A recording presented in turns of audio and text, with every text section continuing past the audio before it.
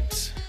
We are going to get restarted with today's final panel. This is a panel that a lot of people have been talking about throughout the day. I know lots of you have been looking forward to it. I personally have also been looking forward to this because this is, well, all of this affects all of us, but affordability of electricity certainly hits close to home for all of us.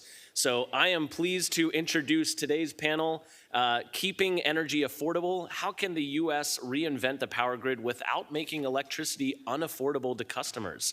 We have Jane Flegel, Senior Fellow from Searchlight Institute, Tim Burtis, Director of State Policy Solutions at PJM.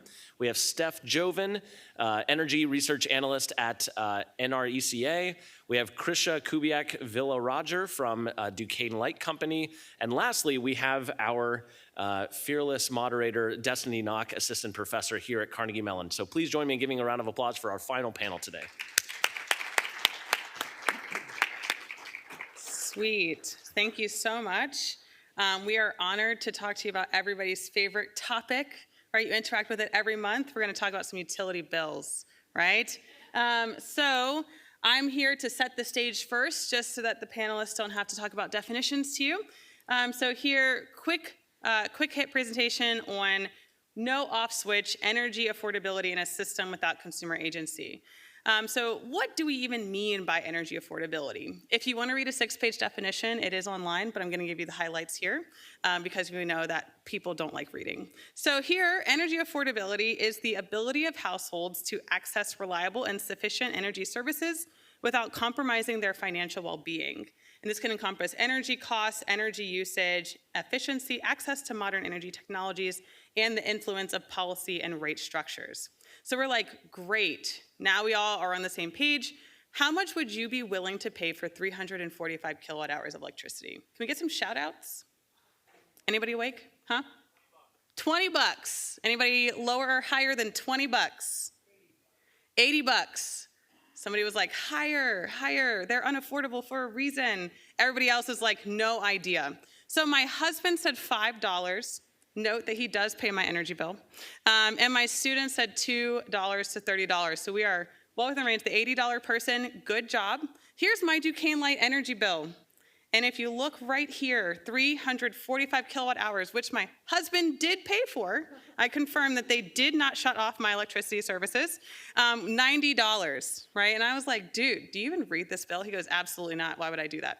Does anybody else read their bills? We got a few, okay, like 10% more than the average population. So what did that $90 get me? Well, I went here, looked at it, and I was like, you know, my minimum usage and my highest point of the usage for the winter and summer, not the same. So you'd probably guess I'm not electrically heated home, right? Can easily tell that. But you're like, you have a little tick up in November, December. You might have a heat pump. And I do third floor. You guys are very smart. Thank you for assuming that. Then I was like, you know what? Let me actually read this bill to understand what I'm paying for. As an energy professional, I should read this. And I was like, wow, that is a lot of text. Nobody in their right mind is actually going to read this. Probably not. Oh, look, a woman and a baby. And I did click that scan here. It was very great. Now, numbers that we actually care about. So what are we paying for? Well, it's like $13 just to be connected. Love Duquesne Light. I will pay you guys every month to be connected. Distribution charges, $34. Surcharges and taxes. I was like, dang, I had to pay for taxes. But then I was like, oh, wait, a minus sign. I got 5 cents back. That's awesome. And then supply and transmission, around $42. So now we know that when people say we're going to potentially move to a 100% renewable grid, one day your bill will be free, just know they didn't actually read the bill because it's not going to be free. At most, you might get $33 down to zero.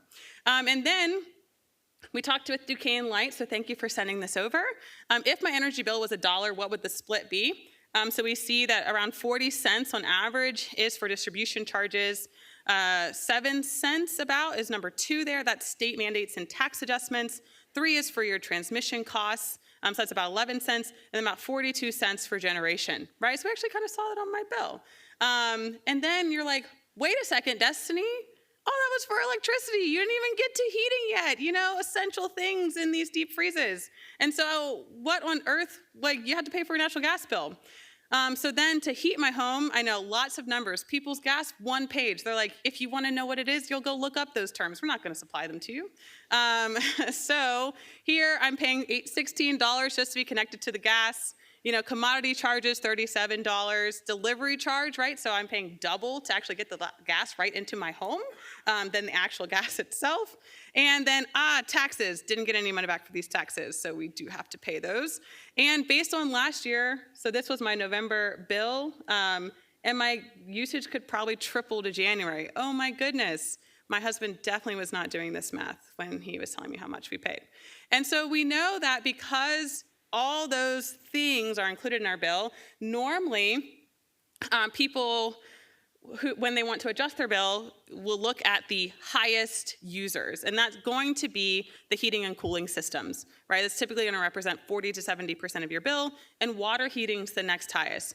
So from now on, if any of your people in your home are like, cut off the lights, you're like, it's not going to make a difference. Stop arguing with me about this. And honestly, if you have a bill that's around $90 electricity, lighting's about 10%. So if you sat in the dark all month, you'd save $9. Is it really worth your argument, right? Argue about those deep freezers in your basement. So we actually have found that around 44% of Americans have found themselves in an argument over the thermostat. So now we just want you to argue better. Okay, that is what we learned from this bill reading. And affordability challenges are rooted in the lack of agency. So with food and medicine, people typically can choose different brands or quality levels, but with electricity and gas services, you do need those to operate in modern society, and hence why we get to this affordability challenges. So to address affordability challenges, we have to reach roughly 30% of US households.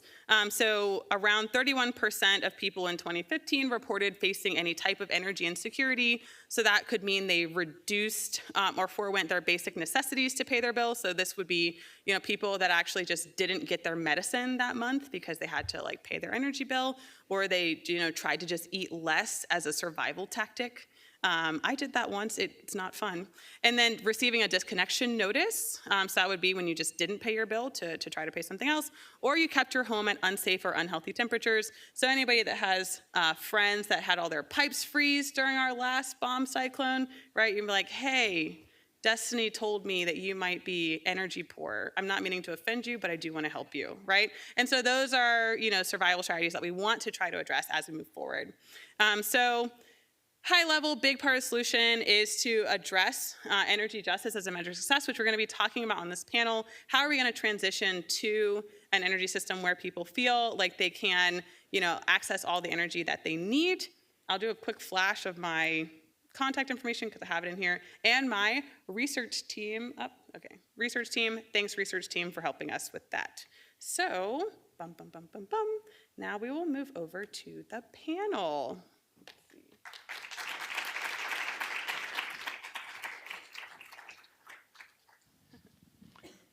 Okay. Oh, yeah.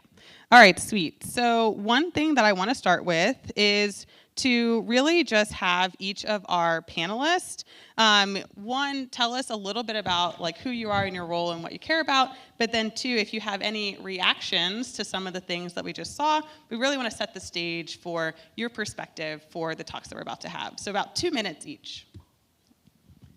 Hi, good afternoon, everyone. I'm Krisha Kubiak. I'm Managing Director of External Affairs and Regulatory Legal for Duquesne Light Company.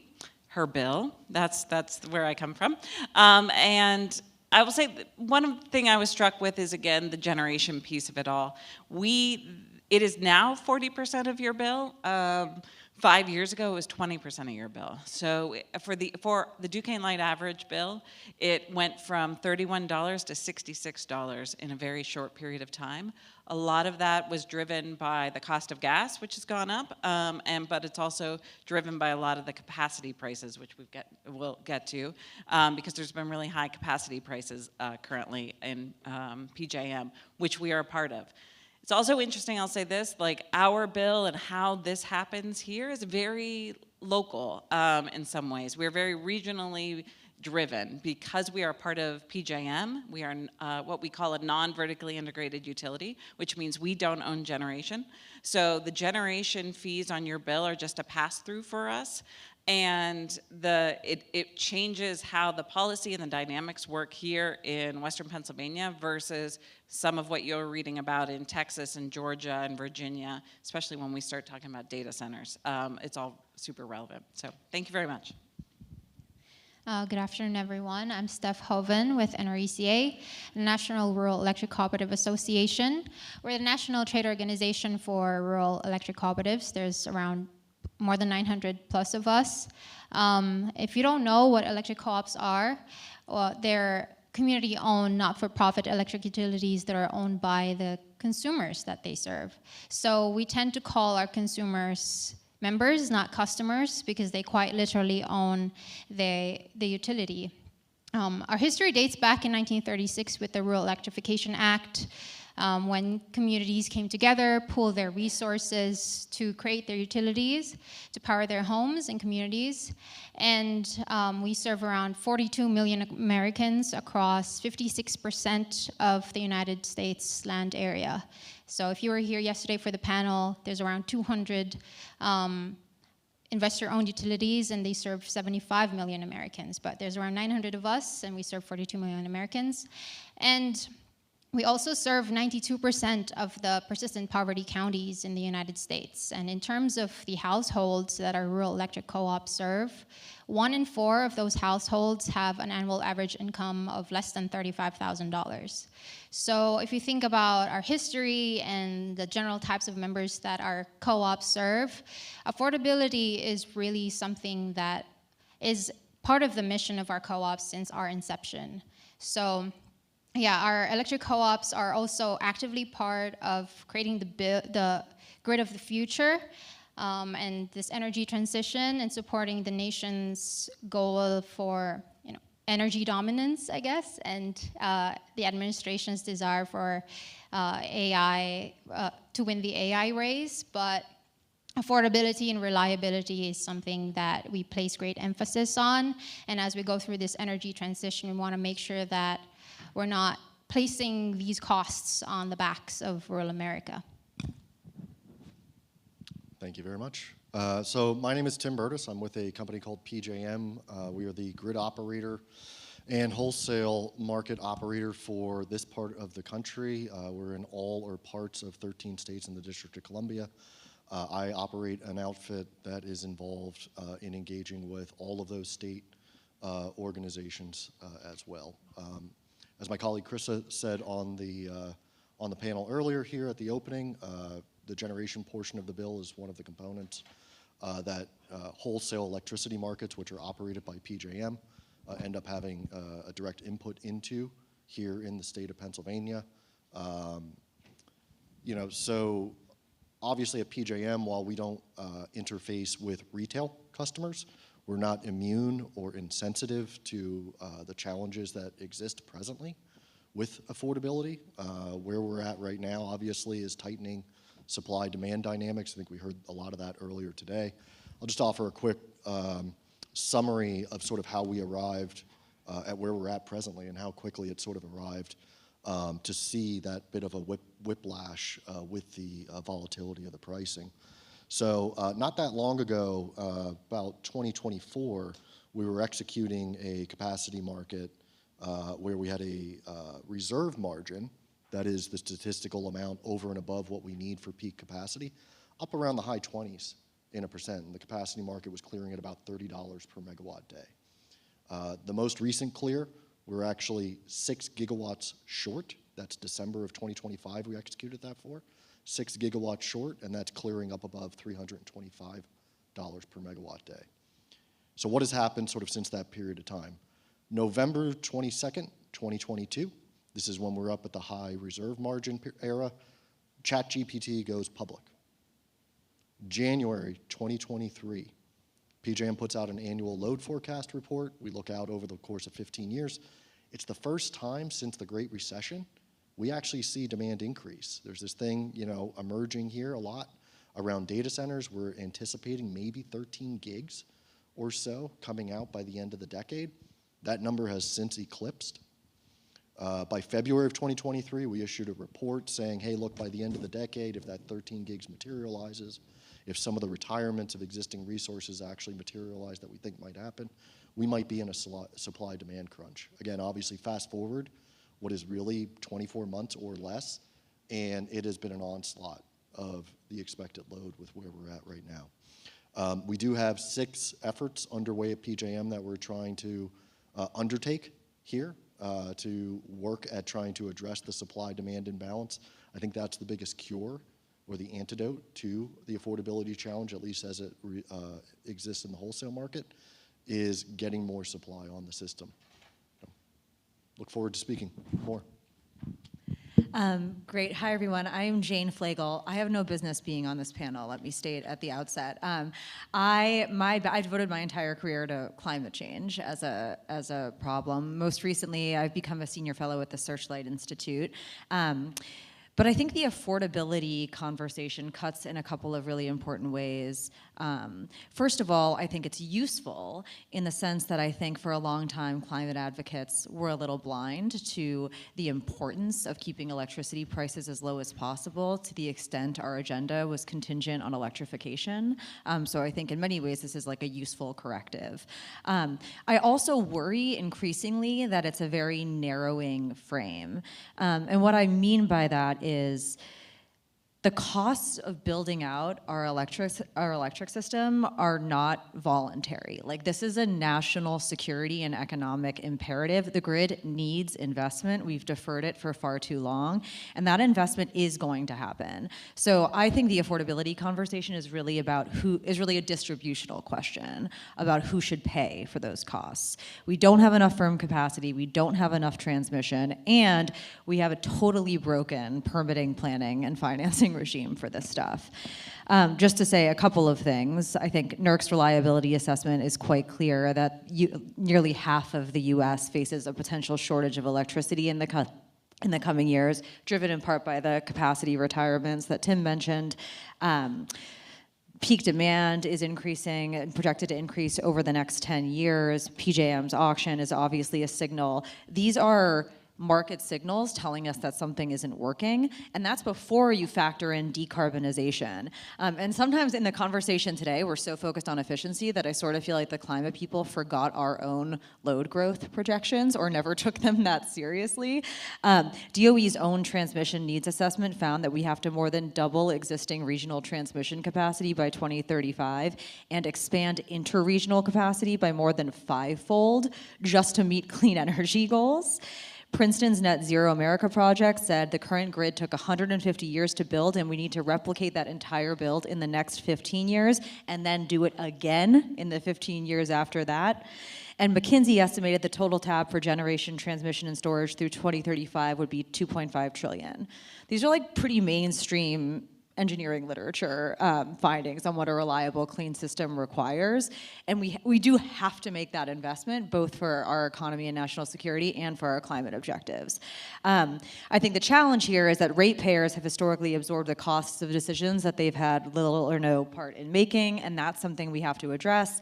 The last thing I want to flag before getting into more of a discussion is I would like to push us to reframe the conversation about hyperscalers in light of all of this as an opportunity to exercise some leverage. For the first time in a long time, the people who need the most from the grid are also the ones with the most to offer. They're sophisticated, they're well capitalized, these people have a lot of money, and they need reliability, speed, and certainty. And they will pay for those things if we find creative ways to ask them to. And I think we can do that in structural ways through developing regulatory and contracting frameworks that direct their capital toward the public grid. But I think we can also do it in political ways by trying to get those customers genuinely invested in solving the underlying drivers of the affordability and reliability crisis. Sweet. I told you I don't belong here. I would really love it if you stopped saying that. Yeah. You know, then you're gonna make them not take my recommendations in the future. So, I mean, just in that thought leadership, right? I think, Jane, you just have demonstrated why you were invited onto the panel. It is very important that everybody recognizes that they all have something to bring to this panel because it takes a lot of us to solve affordability challenges. And there's a lot of things that were missed that you highlighted, and opportunities, right?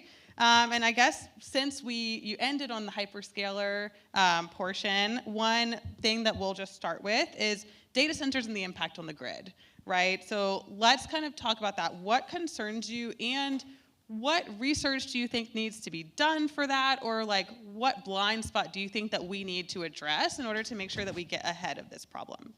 Yeah, if I could just respond to what I thought she brought up an extremely good point, so I want to add on to that, which is certainly what Duquesne Light is looking at right now, as we think of this as kind of, we are the utility that a data center is coming to and saying, we want to connect with you, is one is that data centers pay for data centers. Growth pays for growth, period, the end. And that is built into our current tariff. It is not built into everyone's tariff.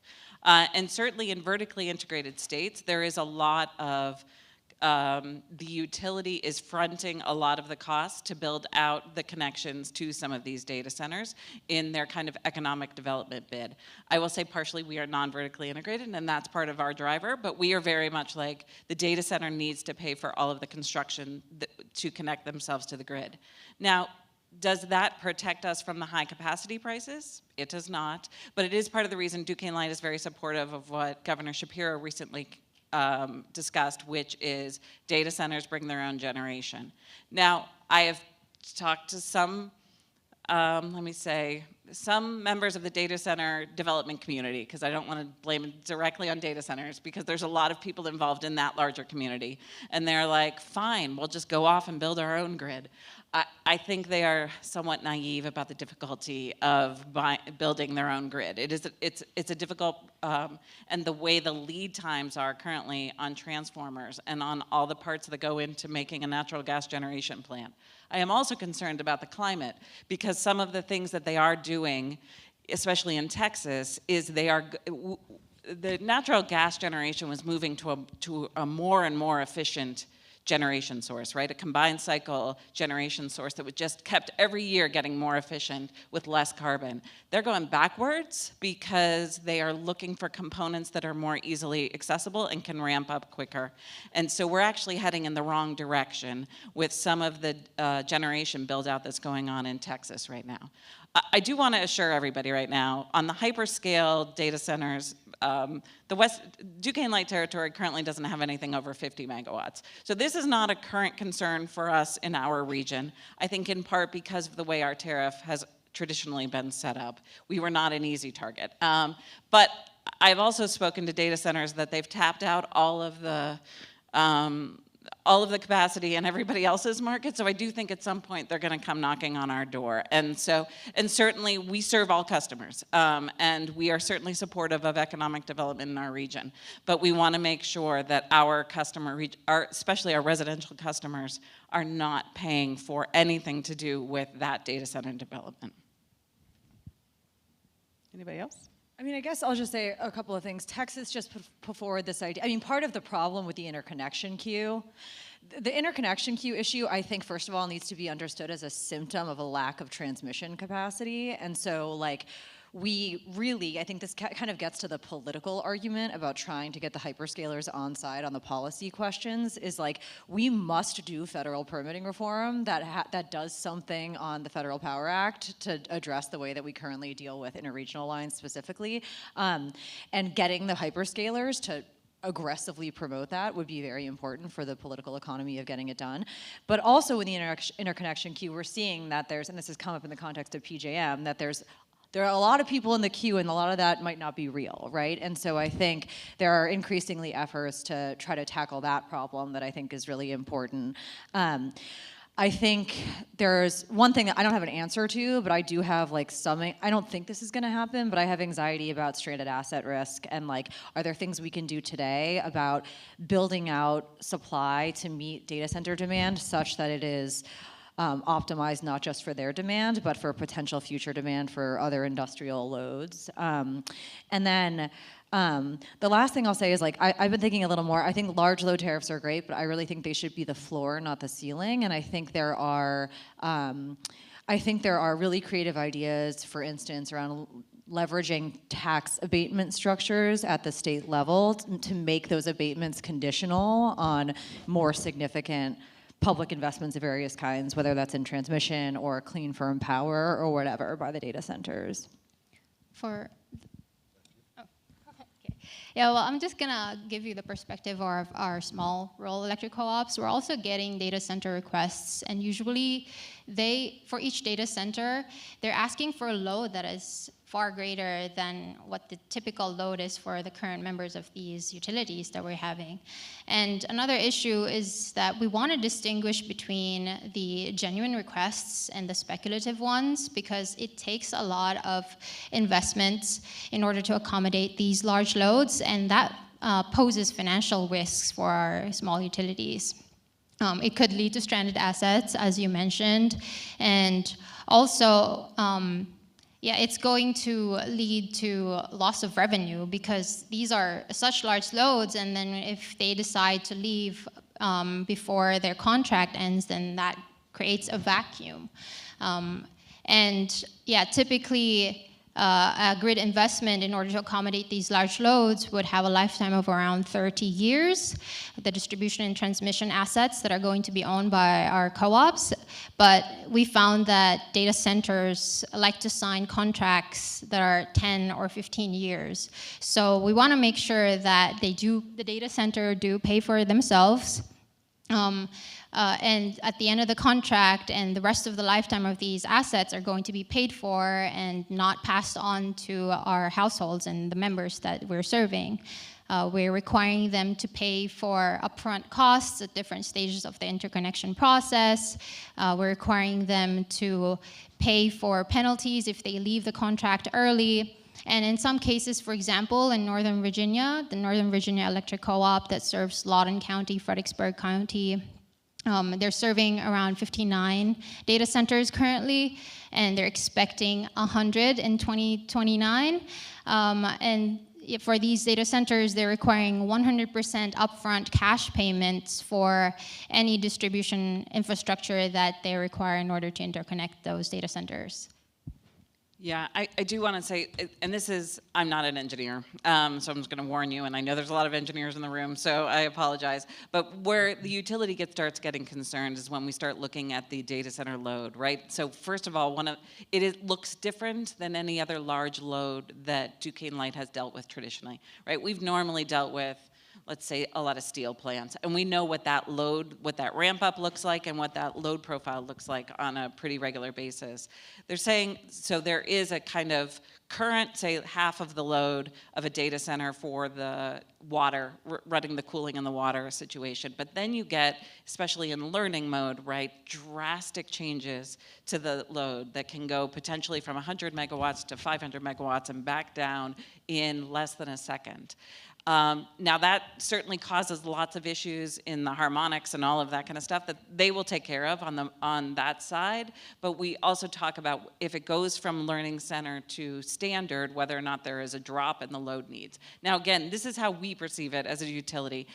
I know that there are lots of very cool engineers working on solutions for all of these things, but because it is still such a volatile time, it makes it very difficult, as she discussed, when you're building a system that you are used to having for 30 to 50 to 100 years, when there's still so much change going on in the industry. So I think it should be an exciting time to be an engineer to deal with all of these issues, but it is something that is very different for the utility in the way we've traditionally brought on large load. And so stranded assets, but I also am concerned about just the economics of it and the contraction of the industry. So you've got lots of players out there right now, and they all know that they're all not going to be standing at the end of the day. So even if I've written them a 15-year contract, but they go bankrupt after 3, I'm still left potentially holding the bag unless I get it right. And so we are working really hard to ramp up our understanding and to make sure that we are preserving this so that our residential consumers are not left holding the bag at the end of the day. We can move on. Yeah. Okay, sounds good. One of the things that we have kind of like circled around is that, data centers, grid change is going to impact households. So one of the things that I think it would be great to talk about is like, what type of metrics do we need to actually start measuring or looking at to understand like impact to homes? And just to give you an example, so like my company looks at like who's at risk of pipe freeze or who's at risk of heat stroke because they're not using enough energy. And so, Jane, one of the things you mentioned is like, as we were looking at like climate change and like the impacts on the grid, like there were some things that we forgot to look at, right? And so now as we're like kind of thinking about this affordability question, the big question is like, what should we be looking at in terms of households and the impact of the grid on the households? Well, for us, I think in general to answer the question is going to be taking a look at the type of members that we serve and how our co-ops are improving the quality of life of their members. So rural electric co-ops, the challenges that they face are the same challenges that rural America is facing. There's low density populations that they're serving, but they have the same needs as those that are living in the metro areas. They need the same infrastructure. They need the same community services. They need those hospitals, those schools. There's grocery stores that our co-ops need to power. They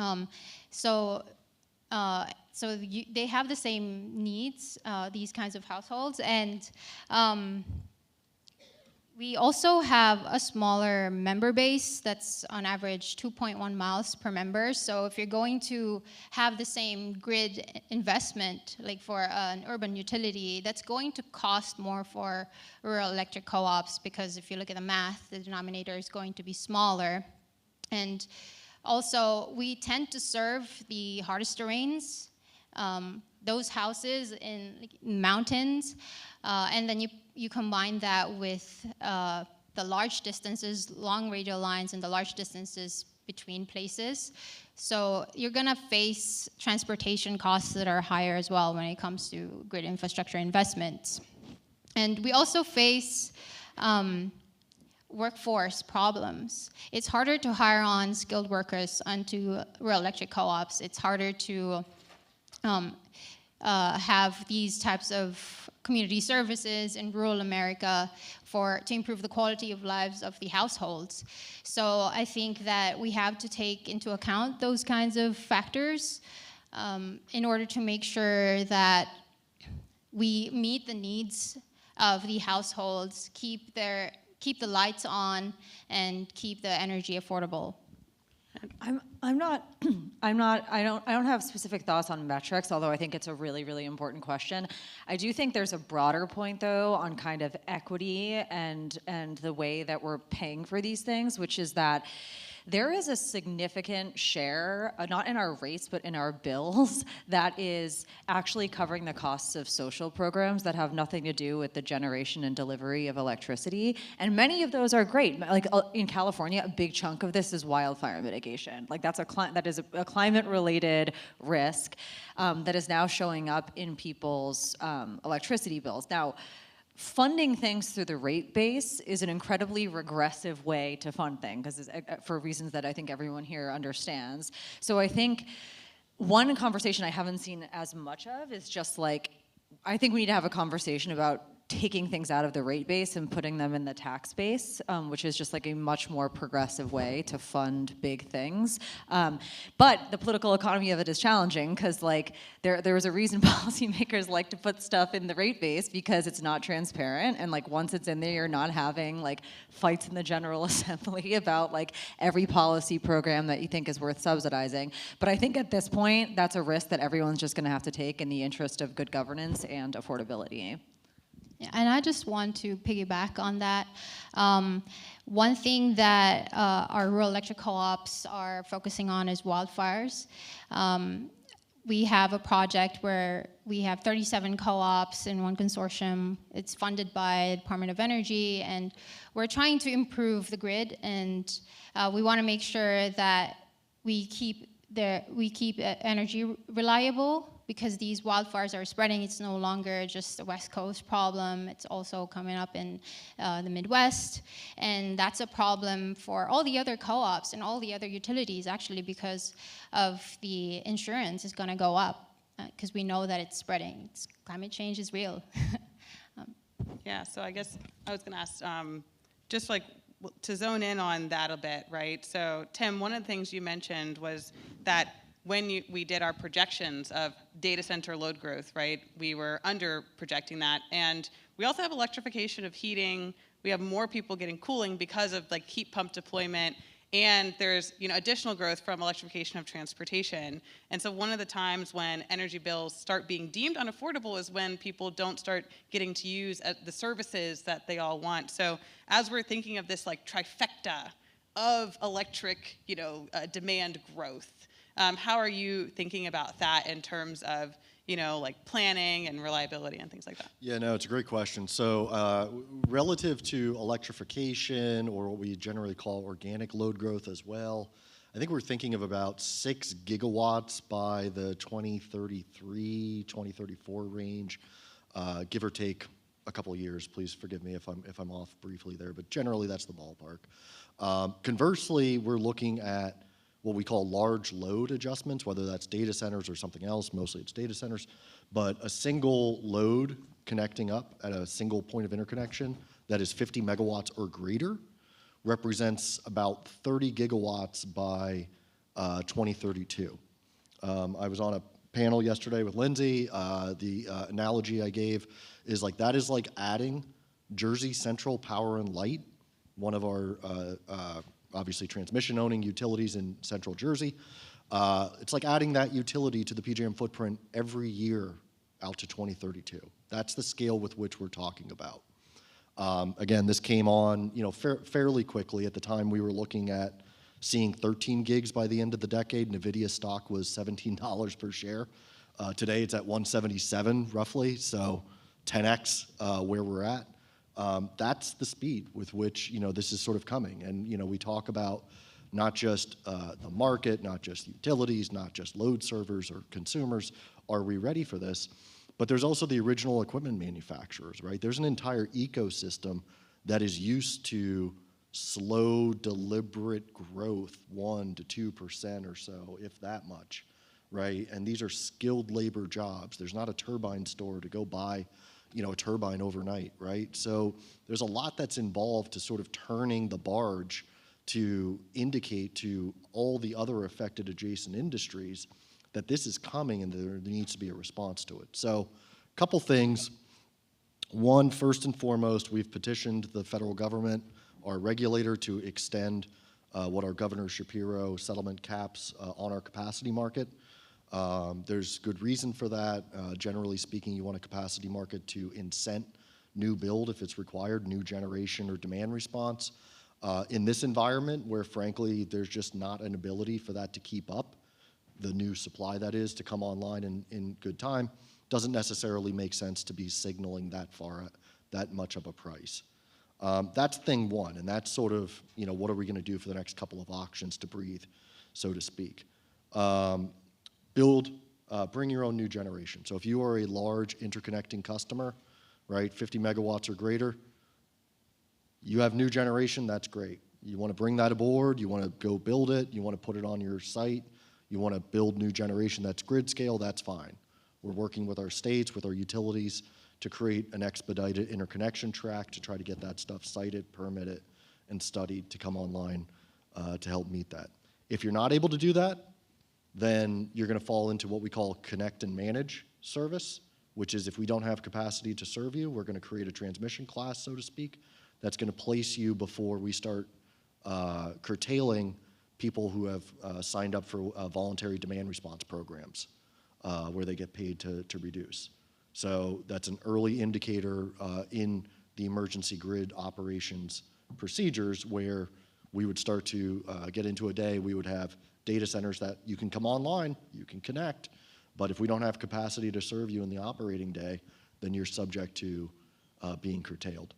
And then reliability backstop auction, that's been talked about this morning, that's also been talked about a little bit here as well. That's really about trying to get longer term commitments to connect up with the data centers and the new supply on a longer term basis here to try to also inoculate some of the retail customers or the traditional load that's a part of our present market. Lastly, I'll just say load forecasting enhancements. We heard Dr. Quinn this morning talk a little bit about some of the load forecasting enhancements. There's a bill in Pennsylvania that passed that also engages the utility commissions and the TOs, the transmission owners, excuse me, to look at that. And so that is also going to flow into some other states. But there's certainly things on the load forecasting side to try to refine what those numbers actually are. I just want to talk about a couple of programs, Duquesne Light. As we talk about, one of the things we can try and do is lower that peak. Because again, what PJM's worried about is that peak day and making sure there's enough capacity for that. So from our side, what we can all do to flatten that curve and to make more efficient use of the electrical grid through the whole day. We now, Duquesne Light has a time of use program that's open to anyone, not just EV users, so that you can get some financial benefits by moving your load, run your dishwasher, run your dryer in the middle of the night as opposed to the day, which also helps if we get enough people and the price signals work, that also helps PJM to move that process. And I also want to just stick in, because we've been talking about energy burden. Certainly we have a customer assistance program that's for people that 150% of poverty or less. So if any of those people are in your life, please make sure they sign up. Our difficulty is always that we know there's more people out there that can use this program than are using this program.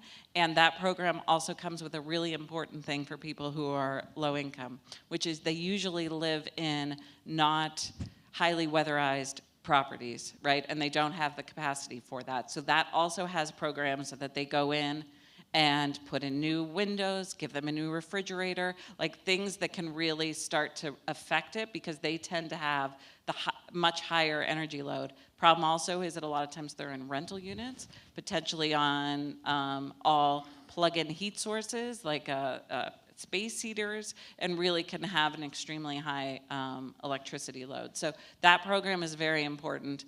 I will also say, though, I continue to worry about the people, 150% of poverty. I'd say 50% of our, of the city of Pittsburgh is at 400% of poverty or below. So when you're talking about that different, if you're at 200% of poverty, you're having a really hard time with your bill too. And so we really need to be conscious of the fact that that we need to keep the whole bill down, or have other programs out there that can really assist those customers as well. All right, so we're gonna move into audience questions, and as you're thinking about that, I will just say that I think that everybody here has really highlighted why, being here at Energy Week, if you have ideas for research, things to work on entry, do make sure you talk to us, talk to the panelists, talk to a lot of people in the room, because it's not just about the engineers that we're gonna use to solve this problem. We need a lot of people to solve this affordability challenge. And I will just also give a plug that we can use smart meter data to find people that need assistance. That's what my company does. So I know there's a lot of students out here working on this. Now, Daniel, do you want to go find a student? Where's a student that has a question? McKenna. Yeah. Sorry, McKenna. I didn't mean to reveal that I knew you. I'm a plant. Yeah. Hello. Thank you for the great discussion. I have a question actually for Steph with the rural electric cooperatives. So for the data centers that are approaching y'all, is there any discussion around what Tim was talking about with bring your own power and how that could potentially help these cooperatives? Yeah, that is one of the options that we're doing. We're definitely not, we're doing something bespoke, right? Every co-op is different. There are some that are vertically integrated, like in Alaska, all of those co-ops are, but there are some that only are GNTs, generation transmission co-ops. They own just the generation transmission assets, and there's distribution co-ops. So, yeah, I think that when a data center comes on, right, that's a large load, and that's revenue for a co-op. So we don't really want to say no to all of that. I'm not saying for our co-ops, but yeah, some of them don't want to say no to that because that's a large revenue. It's really the concern about when they leave before their contract ends, or if they. Yeah, when they leave before their contract ends, because that's, like I said earlier, it's going to be a huge vacuum for them.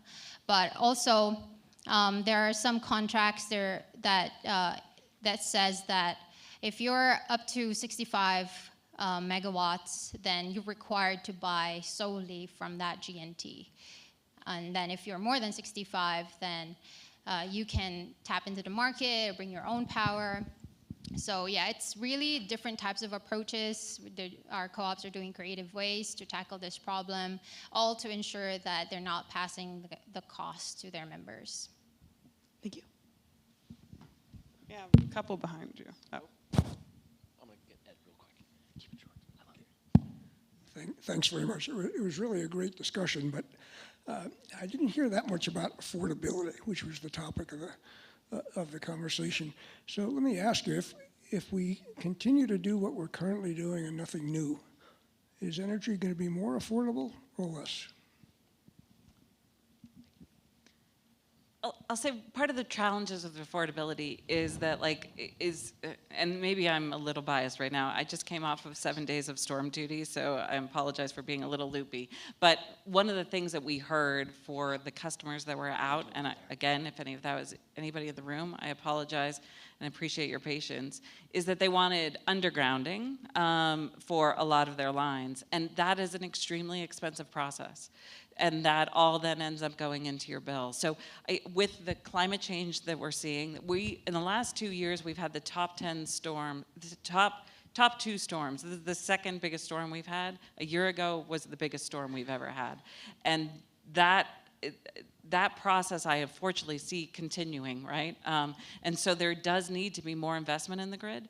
How we figure out how to make that affordable is a real question. And I think we brought up a good point earlier, which is data centers are bringing in lots of capital right now, and how would they be a part of that solution to really make sure that the grid continues to be affordable? But it is a difficult problem. I'll say we are working on new solutions, but I don't see an easy way. I guess maybe one thing that Ed's question is is there anything that could take the bill down? And I think one of the closest ways we got to that was taking some things out of the ratepayer base and moving it into the tax base, right? So there's a lot of things that current ratepayers are paying for that benefit everyone, right? And you mentioned that's regressive, so maybe if you want to explain on that. The problem, this is actually sort of the challenge here, because the Clean Air Task Force, which is a great organization, put out a report recently that I really like that just does a really data-driven look on what's driving electricity price increases across the U.S. because it is not uniform. Something like 40% of California's increases are just wildfire mitigation. So there is no easy answer to there's no magic switch that makes electricity affordable, unfortunately. I think at base, the structure, the reason we're in this mess is because we have insufficient supply and insufficient transmission, especially interregional, and growing demand. And if you care about climate, you want demand growth, ultimately. You want demand growth. It's good. Also, if you care about a thriving U.S. economy, you want demand growth, ultimately. So if we focus too much on these tricks for near-term affordability, like rate freezes or whatever, and we lose sight of the importance of addressing the structural drivers of affordability, we will just defer this problem. It is not going away. And so that to me is sort of that's the anxiety I have about the state of I understand that it is an urgent problem, and I think the way to think about it again is the distribution of the costs, who should pay. For instance, this has been very hard politically, but you could imagine a world where there was a very muscular federal role in planning, permitting, and building transmission lines. The reasons we don't do that are mostly political. And so that I think, there are things we could do creatively so that ratepayers aren't covering the costs of everything. Lower the cost of financing, leverage federal funding, do more federal planning. These are all things that would be helpful, but there are incumbent interests who don't like it, which is why I think leveraging the data centers, not just as customers, but as political actors in this ecosystem, could help address some of the policy needs that we really need to actually get to the issues here. So I think we have time for one final audience question before we get back to Destiny with a lightning round question. Hi, everyone. It's on. Hello. It was a wonderful panel. Thank you so much. My question's for Jane.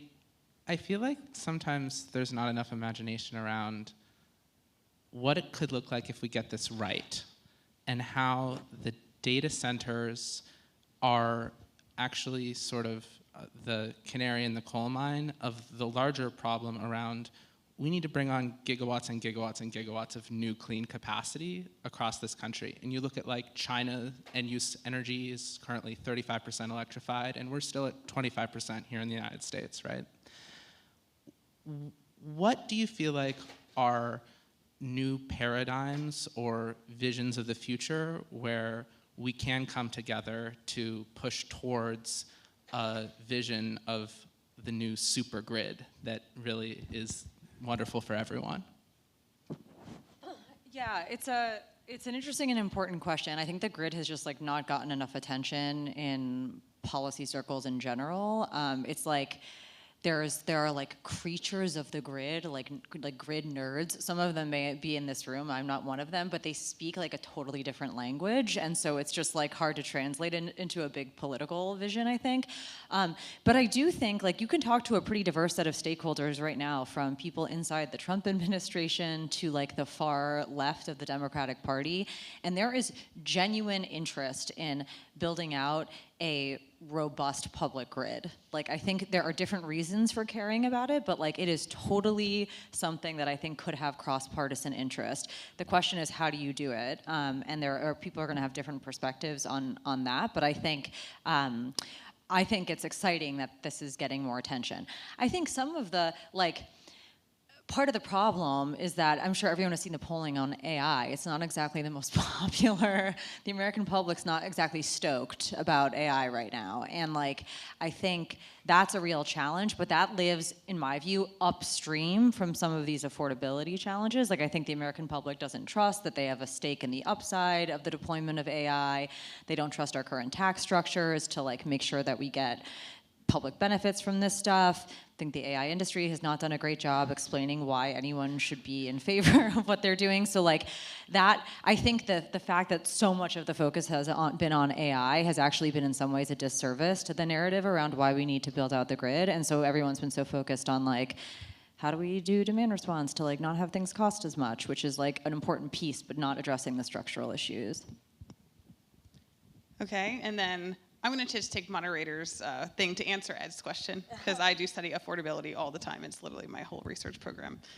So one of the reasons why putting things in the tax base is more progressive is because higher income people, in theory, pay more taxes, right? And so, you know, having that sliding scale where people that can afford to pay more taxes should pay more taxes makes it more progressive. So in Massachusetts, in Connecticut, even in Maine, I think, they are now talking about their low-income discount rates, where people that make less pay less on their energy bill. People that make more pay more. And so I do think that at some point we are going to have to talk about that high-income users of electricity should be subsidizing low-income users of electricity, just as a, like, not even having to opt into the program. It just happens, right? And that's how I do it. And we've done it for the commercial and residential sector, right? And so now I think we're gonna have to look in the residential sector and do it for different customer classes. Okay, lightning round. So last question for the panel is, you know, what do you think that we are missing in terms of energy affordability? So where are planning blind spots, and like what are we not currently talking about in the discussion? Or you can also say whatever you want. I mean, we've talked a lot about data centers, and honestly, the evidence that data centers have been to date the biggest driver of affordability is like kind of contested. There are lots of other things. So I think we touched on some of the wildfire mitigation stuff. We touched on some of the social programs. I think the current approach to tariffs in this country is not helping. The supply chain constraints are really real on the supply side. Like weaponizing the permitting regime to make it harder to build new sources of energy of any kind is certainly not a great strategy for electricity affordability. So that's just to say, I think there are like a bunch of drivers of this that we didn't spend as much time on, but are really important.